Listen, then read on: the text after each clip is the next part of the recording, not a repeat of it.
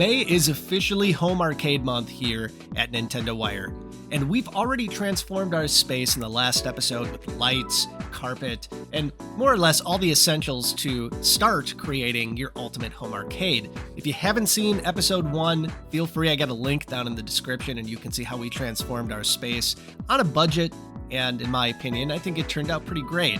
But today, now that we have our space ready, it's time to fill it up with what every home arcade needs, and that, of course, is arcade cabinets.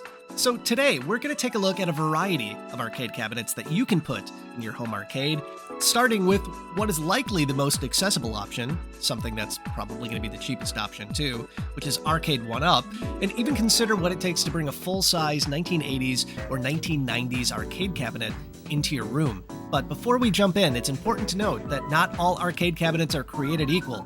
Every type comes with its own lists of pros and cons, so hopefully by the end of this video you'll have a better understanding of what it takes and what arcade cabinet works best for you.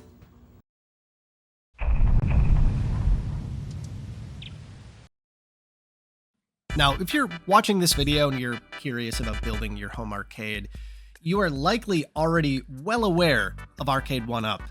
Originally founded back in 2018, Arcade 1-Up has been on the scene for a while, and it definitely has mixed reviews depending on who you talk to.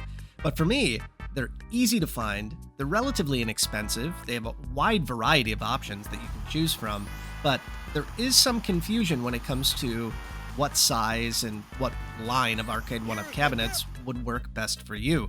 And I can tell you, since about 2020, I've had my fair share of Arcade 1-Up cabinets.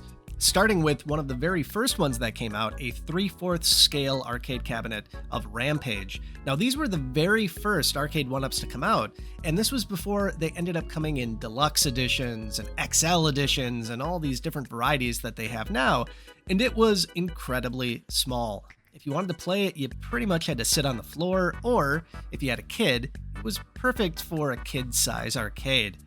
But over the next few years, Arcade 1-Up has started experimenting with different sizes and ways to make the smaller arcade experience feel something more like you would have if you went to a real arcade. So to give you an idea about what I mean, let's just take a look at Pac-Man. Pac-Man has been released and re-released by Arcade 1-Up since the beginning.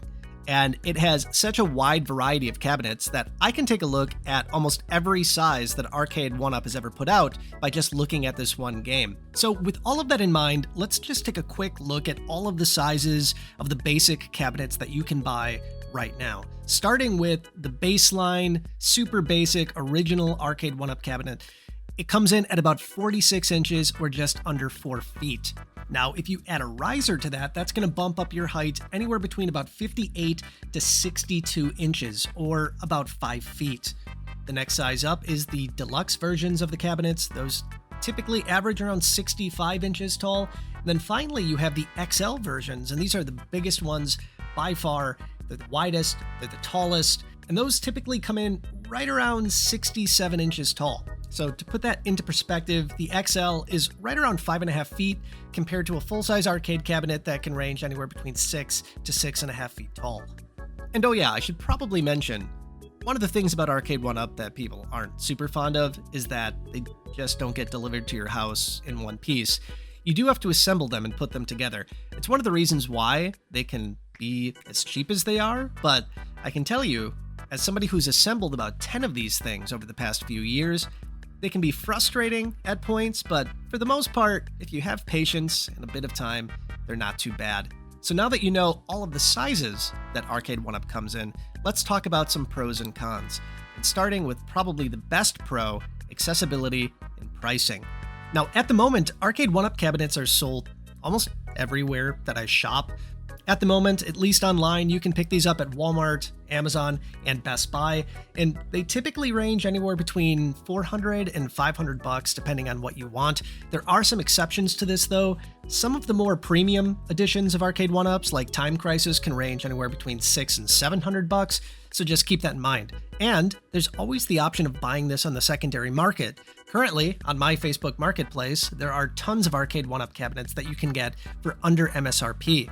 Now, the next thing could either be considered a pro or a con, depending on who you are, but the size itself makes these a lot easier to move in any kind of space that you have. So while they're not the exact dimensions of a full-size arcade, they're considerably smaller depending on which one you get. It definitely makes moving these things a heck of a lot easier, and you can fit more arcades in a very small space. And in my opinion, probably the biggest pro is that these things are moddable. Now, they don't want you to mod these systems, but you definitely can. So for instance, I've modified 2 of my cabinets. The first one is my Tron arcade 1-up, which for whatever reason the deluxe version of Tron did not come with a coin door, so I purchased my very own coin door for Tron. But instead of just a standard coin door, I have the Encom logo, which is, if you've ever seen Tron, a big part of the movie Tron. And instead of the traditional red or orange LEDs, this one I needed to have blue to kind of fit that Tron aesthetic. And the other cabinet that I've modded is, I would say, significantly different. This one was a Ridge Racer arcade 1-up, and there's a website called Buy Stuff Arcade that I'll link down below that allowed me to mod this thing into kind of an all-in-one racing machine. But a few weeks ago I realized I really wanted to do something a bit different with this thing too. And I also really wanted to play some Guitar Hero. So I was able to take a Wii U console, put it on the inside of this thing, connect it up to the sound system and the screen, and just install a wireless guitar mount, and voila, I now have a Guitar Hero arcade cabinet in my basement as well that I can swap between racing and Guitar Hero anytime that I want. But that unfortunately brings us to the cons. And some of the cons of Arcade 1-up is, number one, the build quality. They definitely feel cheaper. You'll not really notice it as they're kind of just sitting in the room, but if you're picking it up or moving it around, you can tell they're a lot flimsier and just not as well built as a full-size arcade cabinet. But again, I don't know what you could expect for something that ships in a flat box. And this also unfortunately carries over to the controls themselves. These are not going to be on the quality level of most full-size arcade cabinets. Again, I think one of the reasons why is that these are much cheaper alternatives to full-size arcades, but you're definitely going to feel the difference when you're playing something like, let's say, a fighting game like Marvel vs. Capcom 2, compared to if you were to play it in the arcades. And sometimes these things kind of just break too. With Tron, I had it for probably about 6 months, and I've played it maybe a handful of times, and the spinner just stopped working, which was what I found online to be something that was relatively common.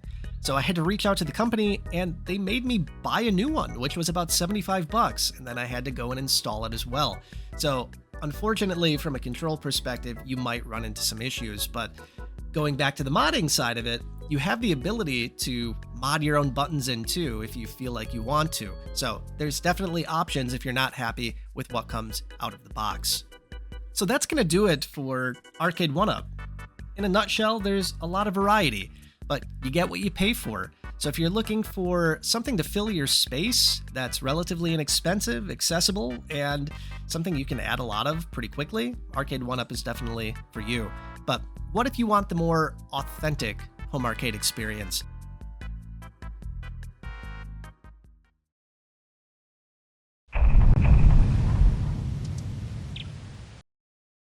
I personally own 2 full-size arcade cabinets, one an original Donkey Kong and one an original Mario Brothers, and both have a plethora of issues. Donkey Kong is in dire needs of a screen tuning, and I can tell you that is not my expertise. If you've ever opened up an old-school arcade cabinet, it's intimidating, not to mention incredibly dangerous. The amount of voltage that is going through this monitor could kill you if you don't know what you're doing. And while I do feel comfortable tuning some of the features of a full-size arcade monitor, I'm not in a position where I feel super safe doing it. So if I wanted to get this either repaired or refurbished, I'd have to pay somebody to come out here and do that. That also takes me over to my Mario Brothers, which has a completely separate issue with the monitor, where I'm getting issues with vertical lines. So, once again, if I want to get this repaired, I'm going to have a costly repairman come out, take a look at it, and both of these cabinets might just need brand new monitors. I mean, both of these cabinets are over 40 years old at this point, and these monitors are not going to last forever. However, if you have the time, and if you have the ability to repair these things, by all means, full-size arcade cabinets are really cool. But for me, these things are more pieces of art in my game room than they are something that I'm using on a regular basis. So for me, the pros of having a full-size arcade cabinet is authenticity and just how they look. I mean, they are pieces of history, especially for me being a massive Nintendo fan. Having these two arcade cabinets in my game room means a whole lot to me. I grew up going and playing these games at my local Pizza Hut and Chuck E. Cheese, so having them here just really means a lot to me. But then we have to take a look at the cons, and I can tell you these are incredibly heavy. Even getting them into my space was extremely difficult to do. And of course, we also run into issues like the monitors just randomly breaking. I've had to replace the speaker system on the Donkey Kong. So what I guess I'm trying to say here is this. If you do end up getting these full-size arcade cabinets, especially ones from the 80s and 90s, be prepared for it to be an investment of time and money. And if that's cool with you, awesome. These things are amazing pieces of art. I love having these things in my game room. But if that sounds like a nightmare to you, you might want to consider something different and something more accessible like Arcade 1-Up. So now that you know more about the arcade cabinets that you can put in your space, it's a matter of just deciding what's right for you. But with all of that said, there is one more thing I want to talk about in this series. Here comes a new challenger!